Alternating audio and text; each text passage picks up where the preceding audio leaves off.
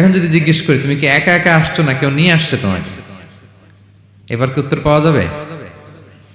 এই প্রশ্নের উত্তরে কোরআন আমাদেরকে জানায় যে আমি একা আসিনি। নাযালা বিহির রূহুল আমিন। রূহুল আমিন হচ্ছে জিবরাইল আলাইহিস সালামের একটা নাম, বিশ্বস্ত আত্মা।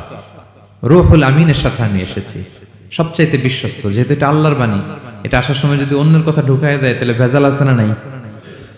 আমিন, বিশ্বস্ততার সাথে যে পৌঁছে দিবে, বাণী বাহকের কাজ করবে, এরকম সবচাইতে বিশ্বস্ত ফেরেশতা জিবরাইলকে দিয়ে আমি পাঠিয়েছি। তাহলে কোরআন একা আসে, সবচাইতে শক্তিশালী ফেরেশতা জিবরাইল আলাইহিস সালামের লাহু সিত্তু মিআতু জানা, 600 পাখা আছে, 600 পাখা। সব নবীদের কাছে এসেছেন ওহী নিয়ে, এরকম একজন ফেরেশতা দিয়ে কোরআনকে পাঠানো হয়েছে। এবার যদি জিজ্ঞেস করি যে কোন ভাষায় তোমাকে নাজিল করা হয়েছে বলো, আছে এটা কোরআনে? কোরআন আমাদেরকে জানাচ্ছে ইন্না আনসালনাহু কুরআনান আরাবিয়ান লাআল্লাকুম তাআকিলুন।